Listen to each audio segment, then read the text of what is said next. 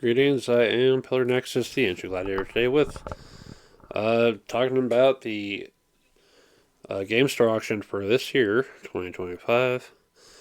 Uh, it was kind of interesting. We ended up with more buyers than sellers. As a result, the table wasn't as filled up as it usually is, but it also meant more money that could go towards the stuff that was there, and more of a likelihood that stuff would probably sell in the first place. Because there are not really a whole lot of people looking for Yu-Gi-Oh or um, other minis games, but the few that were definitely picking stuff up for them, mostly. So let's go ahead and get into my own stuff that I ended up selling or not. Item number one was my 40K stuff because note to self, don't get caught up in nostalgia. As much as I miss my old Dark Eldar, I was never going to have time for this game because I work on the day that the game is usually played. I'm busy with my content, I'm busy with other stuff. I don't like gluing things together at home because of the confined space and the fumes of the glue. So I ended up selling this a little more than my starting price, but far less than I paid for all of it. And that's fine. Hopefully, hopefully they will enjoy the army. Okay, next up, number two. Speaking of Yu-Gi-Oh, so early in my time with the store, I had a booster box of Legend Blue Eyes, and I was feeling nostalgic and like, yeah, open up card packs like I used to. And then I opened them, and then the rush just kind of faded away.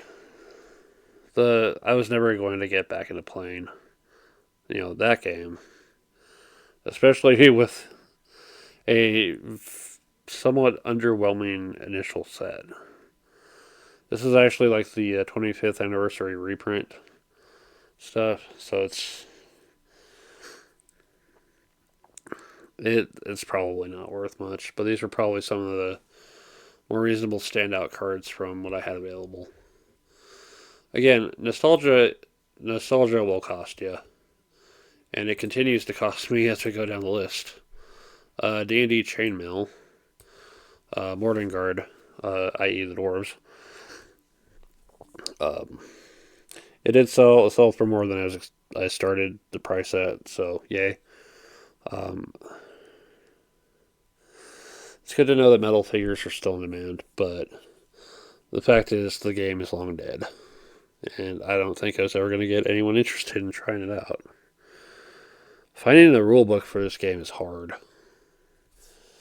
I think there's an online source, but I didn't want to chance it because I wasn't 100% sure of the security of the site. But yeah, this Mage Knight and MechWarrior Dark Age were my early entries into minis gaming. That would eventually lead me to Battletech and 40K, and Warhammer Fantasy and War Machine. But I had some just weird fondness for this game, even if I never really got to play it all that much. Hell, I think I probably played it only once. The Duke and its expansions and all that. Solid two-player game. It's just I don't really have a lot of people to play two-player games with. This one did sell a little more than what I started at. Yeah, and when I got this game, I realized, they duplicated one of the pieces by mistake, and I had to look at the piece that was supposed to be from the other set and use acrylic paint to fix it. But yeah, it's a solid game. It's just I don't really get to do much with two-player games all that often, which is why I also dropped the War Chest and the expansions for that I have. It's missing the original box, but I managed to cut out the little tops of the boxes with the little story blurbs of how people got into playing the game. Like young nobles, learning about military strategy and all that. Again, solid game, but I don't really get to play it with anyone. I just seem to find myself getting into two-player games just to explore them, even if I don't get to play. Next game, Last Shot. This one's still still sealed. Oh yeah, War Chest didn't sell immediately. It sold it later as part of a deal. Yeah, Last Shot. So I bought 2 copies of this game. I figured I was going to put one on the demo shelf while keeping one for myself, and I never bothered to prep this one for the demo shelf, so I just left it sealed. So I was just sitting on the second copy for no good reason. So I sold this at the auction for about my starting price. But yeah, it's just, I have yet to play my own copy that I did open up and sleeve the cards for. I remember seeing the ads for the game. It's like, I'm pre-ordering this. I want to get 2 copies per my plan. And I waited for a long time, it felt like. So I was genuinely surprised when it actually did show up. Yeah. Also sealed. Distant Suns is a door prize for Board Game League, and was, I want to say Roll and Write, or what was it? Something in Write kind of games. I generally don't get into those all that much. Because I think the only one I got into, because instead of writing things down, it actually had pieces, was Era, Medieval Age. Yeah, this is just a door prize, and I just thought, I'm probably not going to play this. I might as well just not open it, just to be on the safe side. And it did sell, but it actually sold for a little bit more than I was expected, so it's good. Yeah, it's just, I think we need to rethink door prizes in general for the Board Game League. But yeah. Next up is Shadowverse Evolve, because I do like my 2-player card duels. And this was a game I rescued out of the freaking trash can and paid $10 to the guy for, and I still sold it for less than what I paid for it. Yeah, solid game. I'm glad there's a physical version, but I just finding the time for alternative 2-player games like this is kind of rough, especially when the stuff isn't available in the stores, especially our store. Certain card game distribution just doesn't get fulfilled here, which is unfortunate. Next up is the 2004 approach to the Doom board game.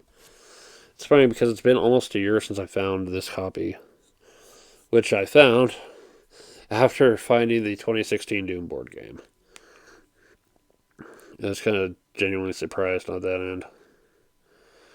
Yeah, it's not a bad game. It is the template for how Descent First Edition would turn out. So to that extent, I'm grateful that it exists.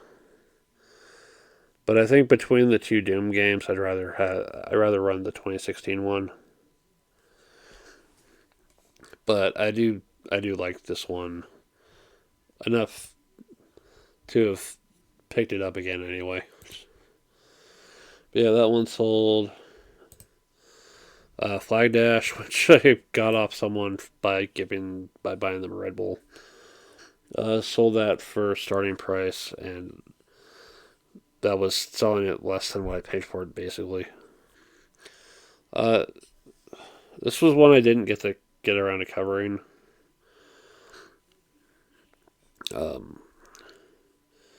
It's a 2-player game, I think, of just 2 teams of adults trying to capture the flag. It's kind of silly. I didn't really get to mess around with it, but it is a curious thing. Let's see. Next up, Star Trek Star Realms. As much as I like the Star Realms concept, and I'm glad this one already starts at 4 players, it's a hard one to really mess around with too much. If they had come out with expansions for it sooner, might have considered holding on to it, but at this point I haven't seen any, so I just like I do have some fondness for the Star Trek universe though, and I hope the person who got it is fond of Star Trek as well. So this is one of the straight up no sale items that I had, even with the because after we sell them after we do the main selling for the items, there's an opportunity for people to pick up the no sales. This one remained on the table even after bringing it back out, so it's one of the games I still have, and I think I should give it a shot to with the with current play group that I have and see if by trying out the game, um, seeing if people put some worth into it and pick it up next time. Oh, by the way, I got through the third season of the show. Um, yeah, with the way the third season ended, I'm prepared to leave the series as is. I know there's more seasons, but I'm done. I'm done with it. Um, Space B word. So sometime back, there was a box of 10 games that I bought for $100. Of the 10, the two that I still have are Terraforming Mars Ares Expedition in 1930. So whatever I made off of selling the games, these 8 games, is basically what I paid for those two. Uh, so yeah, this was in, I want to say, the auction last year, which is where I think they got it. Opening up the game, yeah, I definitely did not want to hold on to it for too long. It's just, I'm out of words for it. I'm sorry. So let's move on to the next one. The Villainous games. So I have 2. Marvel. This one sold at my starting price. Meanwhile, the Disney one sold for a little bit more. Solid games. I wasn't really planning to hold on to them because I played the games before, and it's interesting in its approach to asymmetry and all that. Just not really my thing. I don't mind playing it. I just don't really want to have it all that much. Black Market Warehouse. This one sold at starting price and it was really low in the first place. I really haven't given much thought to the game because I just wasn't really planning to pick it up, just to keep or just to sell. Same thing for autocorrect. Slowly parting a game of texting gone rogue. And,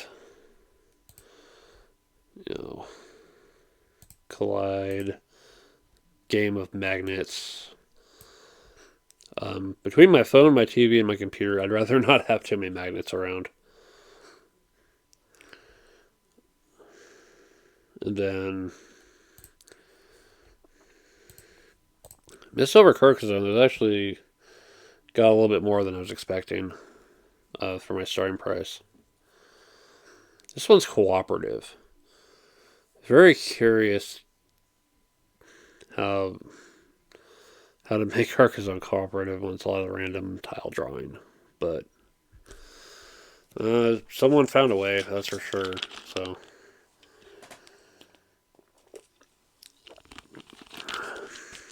it would have been one to sell before Halloween for someone who wanted to enhance their holiday experience this year. And then finally Munchkin. Base game, the deluxe version, uh, and Munchkin 2. The cards are like rubber bands and unsleeved, so I left them. I left them like that because fuck it. Yeah, Munchkin's just a random ass game, and I'm not too particularly thrilled with it. So it's a silly thing to play every once in a while, but it's just I want to play more strategic games than this. But yeah, the all 8 of these games sold, so minus what I spent for it, I basically paid for the cost of one game and got the other one for free. So it was worth what I spent on it for sure. But having to wait out for the auction to sell it and get my money back, it was kind of a rough period. This was one I had on the demo shelf, Total Domination. World War II, there's solo rules for it, which is interesting. Sold starting price. When I was picking up games for the demo shelf without really thinking too hard, just like, let's put this on the demo shelf. Let's put, hey, I won this one in the final. Let's put this on the demo shelf. Thunderwolves. Sold for a little bit more than starting price. I don't really get into racing games all that much. So I figured I was going to sell it for the auction anyway. And I was kind of surprised that I won it for the final in the first place. Another demo shelf game, Rise of Tribes. I think if I ever decide to do the whole demo shelf thing again, I'm going to actually put in games that I've actually played. Instead of just filling up the shelf for the sake of filling up the shelf. There's still a ton of copies of this game over in our game shelves. I was curious, like, hey, we have a lot of these. If I can put one on the demo shelf, maybe it'll encourage people to buy the other copies, which never happened. You just can't really predict what people are going to do in reaction to stuff. And sometimes what you hope for just doesn't work out. Battle Lore was another feeling nostalgic kind of game, although I kind of remember the other one. And since I already had history with messing with commands and colors, it's like, why am I picking this up again? Because it's Terranoth, because I like the whole setting there with Runebound and Descent. It does have there are expansions available, but man, they're expensive. I would have loved to have gotten a version of this game with everything, and that was not an option. So there's a lot of money for a 2-player game that I never ended up doing anything with, and I never ended up featuring on the channel. A lot of these games are games I ended up picking up and just haven't fit on the channel anywhere. And that's what happens when I get sidetracked with Battletech and other things. Galaxy Trucker with the expansion. Solid game. It's fun, but it's a little bit random and only running with 4 players. Oh yeah, this is part of Battle Lore that actually sold for quite a bit more than I was expecting. Yeah, old Fantasy Flight games are like that. But yeah, Galaxy Trucker, second version of it. And again, I recommend the game. It's just I don't really have the space for it, and I know it's one that's going to be kind of rough to bring in on a Tuesday. So hopefully the person who's got it has fun with it. Dorsfall. I managed to at least play this one once before selling it, so yay. There's a door prize that I missed out on, and I ended up getting anyway. solid game. It's just, oh yeah, the table of contents on this one is like weird. It says there's scenarios and they're not included. Apparently, it's because the manual is written for like a Kickstarter version or something. But when they did it retail, they left it in there, not really counting for it. This one went for more than I set the starting price for, which is always nice when that happens. You know, like with what happened with Lord of the Rings. I got quite a bit more than I was expecting. This is definitely a game I would mess with solo, because I don't know, it's about co-op games and other people making it worse when they don't need to. Games like these, I try to play solo, but at the same time, I don't really have a lot of time for solo. So it's like, that's fine. This is probably the second time I've owned this version of the game, and the third time I've owned this kind of game in general. I remember finding the Fantasy Flight version at a thrift store long, long ago. Yeah, it is a solid game. I do recommend it. That brings me to... You have to scroll down every time here. It's a pain in the ass. I should have featured RuneScape Kingdoms before selling it. Never buy a game because you feel sorry about the way people are talking about it. Just, it's not worth the expense and not worth the space. Don't feel sorry for a board game that other people are talking shit about. Not at your own expense. But yes, there's also a tabletop RPG as well that I did pick up and I'll probably see about covering. But I never got around to this. Just my time in general has just not been in a good spot. I've been sidetracked with everything else lately. And now we get into card games a little more with Force of Will and... Where is it? Flesh and Blood. I just... Force of Will and Flesh and Blood both went for considerably more than what I priced them for.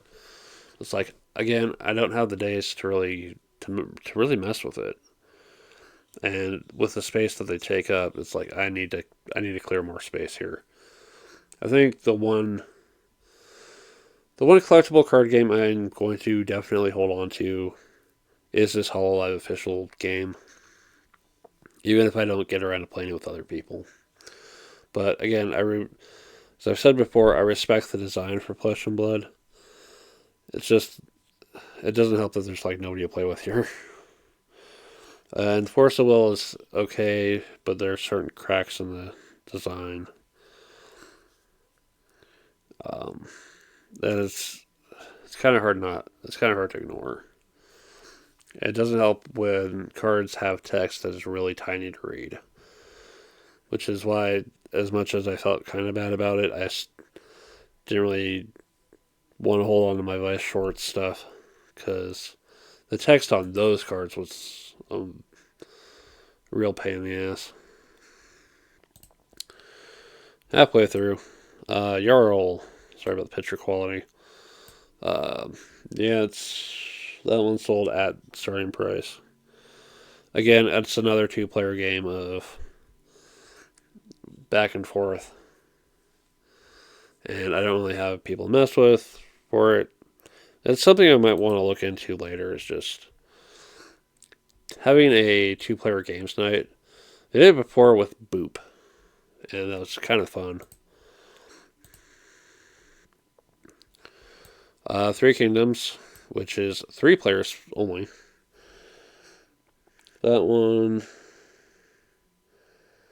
sold at starting price, and the starting price was higher than what I usually do. But I wanted my money back on this one. A solid game of placing your administrators. Uh, I wish there had been like a printout of how to pronounce everyone's names for it. Yeah, it is a very curious approach to a 3-player game. A lot of different ways to get points. But it's just not something that's hitting the table on Tuesdays. And if I'm here on Saturdays, it's because I'm playing someone else's game. Because it's their table. Alright. I will miss Revolution. It's a good game. It's just whenever I do bring it out to play with, people are not too happy with it. Because of this whole bidding approach. It's a real pain in the butt if you just keep losing at bidding. And trying to pay attention to what people are bidding on.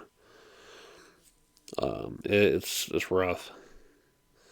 We'll need to have here's what everybody bid on last turn kind of thing. Like they do with, here's the last winning bet for roulette display that I think they have. Like casinos or whatever. But yeah, it's alright. We're banning a decent little game. It's a pain in the butt to set up sometimes, but at first this one did not sell. And then I was able to do a kind of deal with it, and it's part of the no sales section. But yeah, it's an interesting game where the project cards are what you kind of need to bank on. But if you try to set them up early, you're paying very few points, if any. But then you're going to have to work into the entire game to get them done.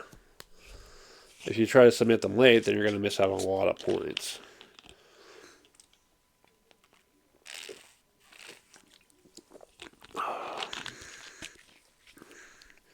Because of the way the signing the projects works. When the moment you commit to a project, you permanently lose points. And the more points you have, the worse it is. You have until you hit 10 points to do it for free. But yeah, it's a nice game, but I just haven't really been getting it to the table for Tuesdays.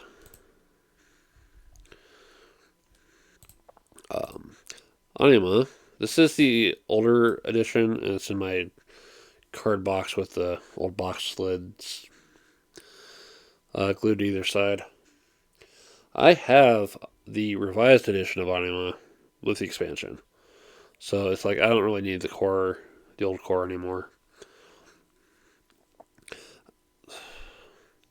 One of the things I was hoping would show up in the auction, and provided I actually had the money for it, was Twilight of the Gods. Because that one is near impossible to find. And even if found, it's not cheap. But I know that one sold, at least. Endeavor sold for a little more than the starting price. So, yay. I already have Age of Sail, and that's why this ended up on this in the auction. It was on the used shelf. Yeah, I had a bunch of games on the used shelf that was like, okay, the auction's coming, I'm going to pull my games and try to sell them. And this one did. It's a solid game, but the themes might not sit well with some people, so there's just something to keep in mind with your play group. But yeah, I should have taken the upgrade tokens out, but I was feeling generous or lazy. Your call. Euphoria. Euphoria did not sell. I priced it a bit high, and as a result,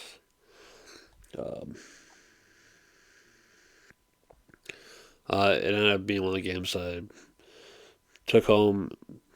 So between the solo mode and the ex- expansion, this is definitely one I might look to run on Tuesdays, at least once, or bring home and mess with solo, or leave the game store and mess with solo when there's nothing else going on. The games I ended up stuck with, I'm totally okay with being stuck with at this point. There's I cleared out most of the space that I need to, so I'm totally fine with what I'm stuck with.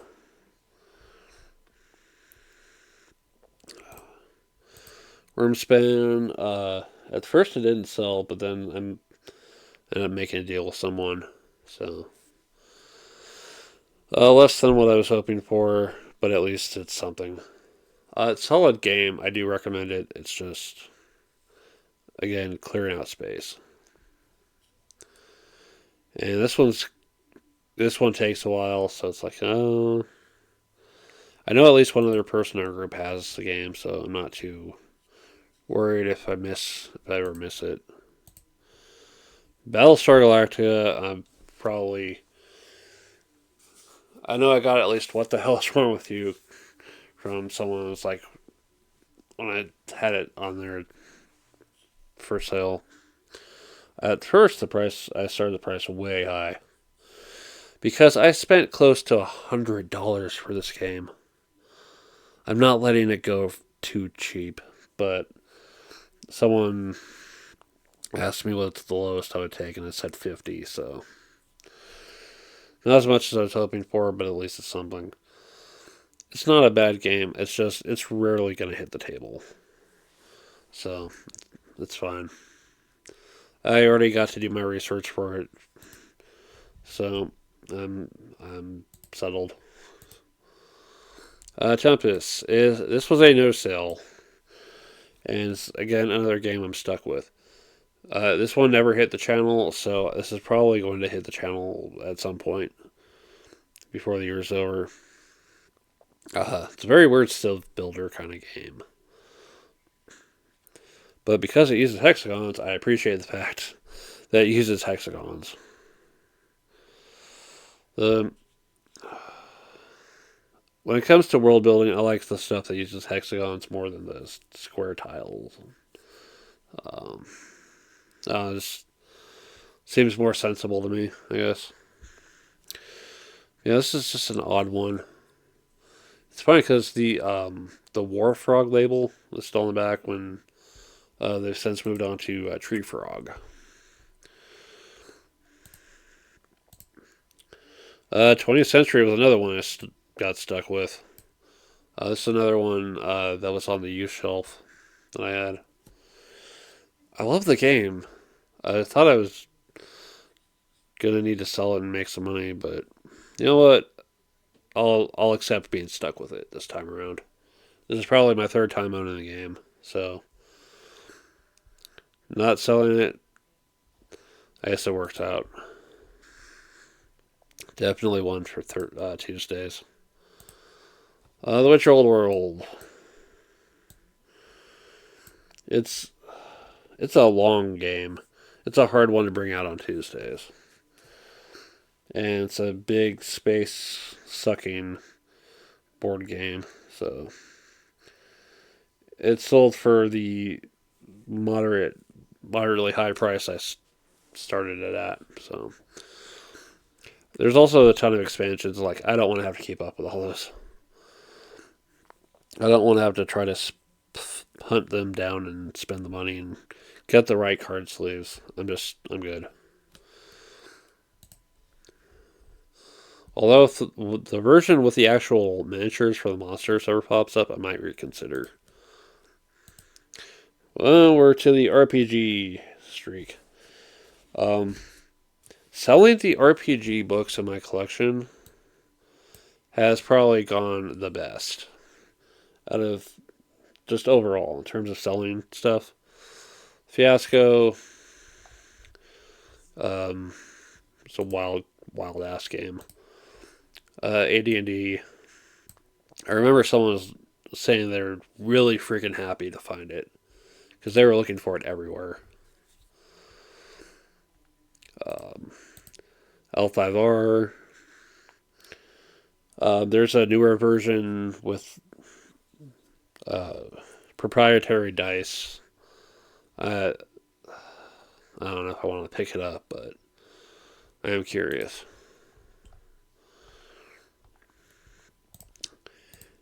Agents of Concordia was a real surprise for me. It's like this and one other went for more than I was expecting. This is a weird D12 kind of game, but I like the concept. It's not too far off from a concept that was burning in the back of my head years ago. It still burns in the back of my head because it's one of the various worlds that keeps coming to my mind. But yeah, it was just the most random find at the store up in Springs. So I'm glad it went to somebody. Traveler.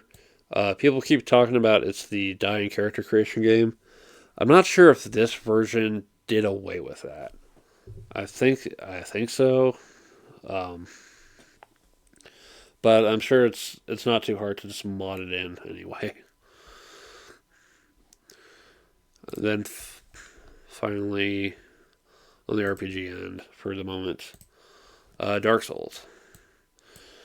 Of my RPG books, this is the one that did the best. So, yay. Kind of a weird approach, too, though.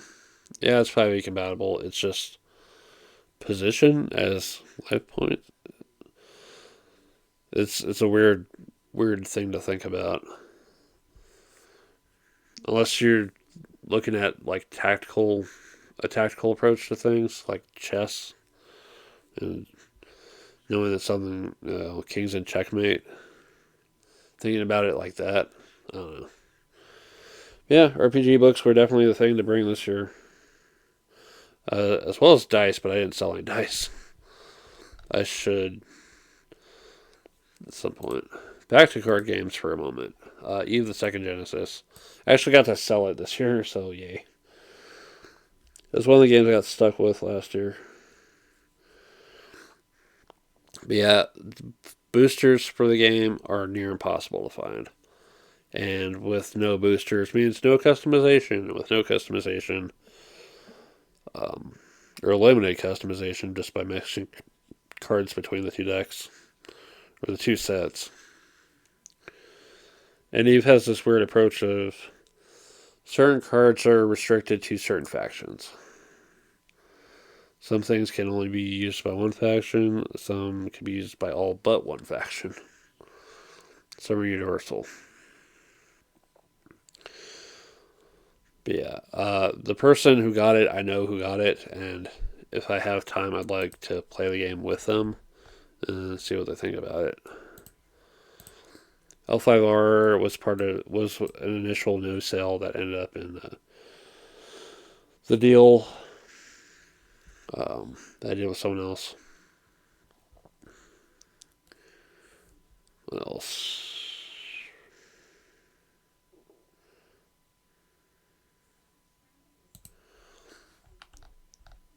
Yeah, L5R, the card game, I still have a soft spot for it, but I don't have the space for it, so it's got to go. If I could find anyone to play it with, I would have kept it. Mahjong, which went for more than I was expecting, thankfully. Um,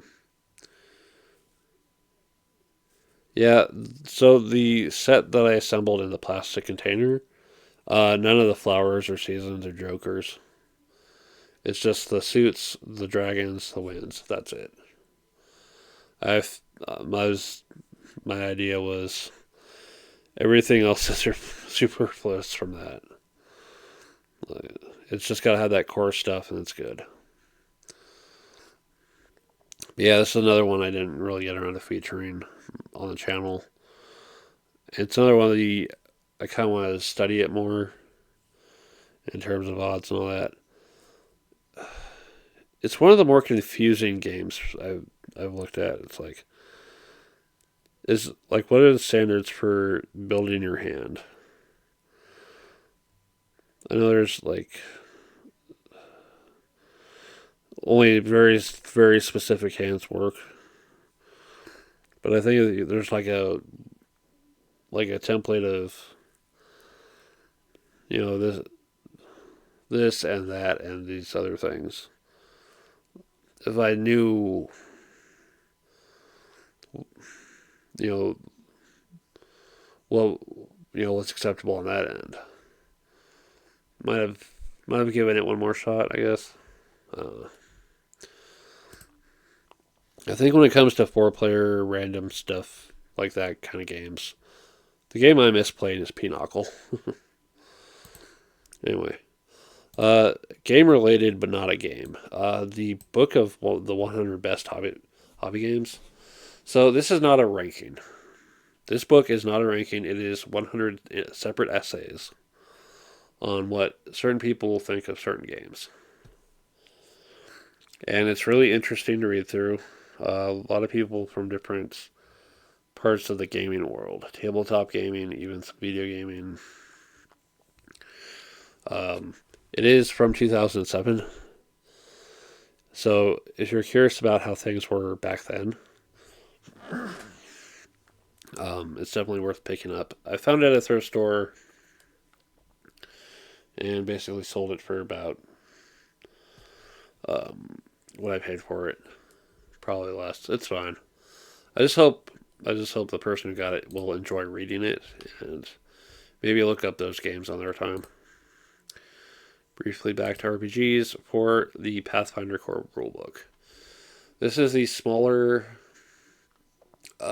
soft cover version and sold for more than I was expecting, more than starting price, so yay. I like reading through the RPG books, I just don't have the time. It would be nice if I could find the time to play with someone else, play with a group, but just, I don't know. Not having the time, not having the group. It's hard. I know our store has a Discord to maybe look at talking to people about it, but I want to keep my distance from Discord as far as possible for personal reasons and personal concerns. Cyberpunk battle mats. So, as I've stated before, I prefer hexagons over square grids, and I wish there's a good hexagon grid option for Cyberpunk. So, but it is nice to look at for inspiration. Yeah.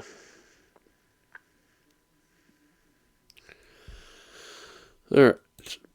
So that's the end of what I had available for sale at initially, and then I took some extra time at home and found more stuff that I wanted to sell, including some stuff I just took home from the locker.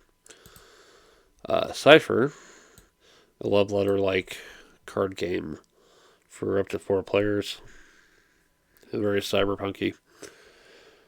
It not having the original bag kind of sucks, but at least the game's complete and sleeved. Another thing it doesn't come with their little point counters if doing the multiple game option. But just, I mean, if you're a gaming place in general, there's usually something used as counters or dice.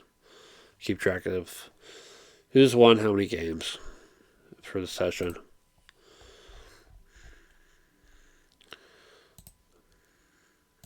Then there's Frag. So I just ended up selling the game itself. I have dice for it. I have a printout of the character stat cards and the counters to not have to worry about writing anything. Those I ended up holding on to. I'm sure whoever gets this game next will find their own solution for that. It's a very random game. This was also a no sale that ended up as part of the deal, which we'll cover later.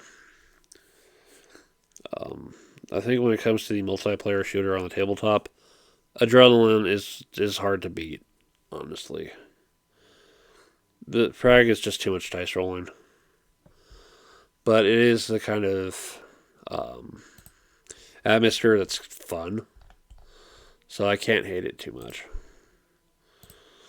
Battle Line, again, another 2-player card-driven game. I recommend it. It's just not something I was going to really get into too deep. Especially when I have soccer arms. Spirium, sold for what I started at. I had to play it at least once, and thankfully it's one of the people who I had played with that picked up the game. So I know it's in good hands, and I'll probably see it on the table again sometime soon. Android mainframe. I'm always on and off again with this game. It's alright. It's just a bit on the random side, and it's kind of... Yeah, there's some strategy to it, but... I don't know. I don't think I was going to make a whole lot of use of it for Tuesdays. And finally, Vegas Showdown. There's an older version of the game that doesn't screw things up the way this one did. And that's what I'm going to be looking for. So, and I decided I'm just going to go ahead and sell this one. And it's sold, but if you're going to, try to bring back a game, you got to do it justice. Don't screw things up like this, Don't mess up the size of the diamonds or screw up the cards with what tiles need to be provided by which cards, So yeah, the deal, as it were. It was L5R, the card game, Frag, Battle Line, Android Mainframe, Urbania, and War Chest. Altogether, $20. But those were on my no sale initially. Wormspan was also on my no sale, and I settled for a little lesser price for that. And then same thing with Battlestar Galactica. So out of 60 items, I basically took home, or shoved into my locker, 4. 4 out of 60. That's less than 10%. That's pretty good, especially for my stuff. So, with all the things I sold, what did I end up buying? Well, when you only have $10 to spend at Games for Auction, you either try to hold out for cheaper things or you put it all into one basket. And that basket is Tammany Hall. It is a game of politics. It is a game of immigration and the people at work that try to exploit their influence for power. It's another game of... We're really sure about the themes of this. At the same time, it's precisely the whole strategic consideration that made me want to pick it up. So, and it's also a quick game for 3 to 5 players. But yeah, that was the entire auction experience for me. We had a really nice bidding war for a Nintendo Wii of all things, and then quite a bit of bidding for stuff, um, for a few items. In terms of starting price versus final price, the one item that I had that um, got caught up in the biggest bidding war was the Dark Souls RPG. It was, yeah. Out of everything I had for sale, the ones that did like $20 better than my starting price were 40K, Force of Will, um, Dark Souls, the RPG.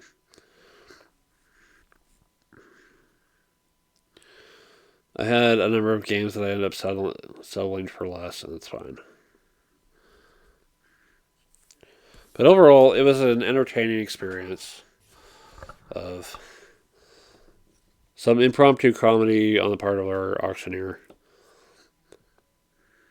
That's really part of the reason why I like the game store auction in the first place is there's a lot of fun to be had with the references and other silly moments that come up. Like talking about Tauntauns from Star Wars Legion or whatever being lukewarm. Yeah. Yeah, overall it's a fun time, and if you've never been to any kind of gaming auction before, go check one out, because it's a blast. Alright, well, that is it for 2025 for major events on my end. Future content.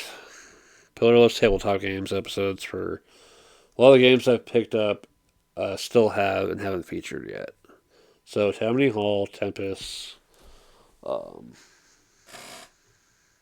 some expansions for some games that I picked up, and a few others I haven't mentioned yet. So stay tuned.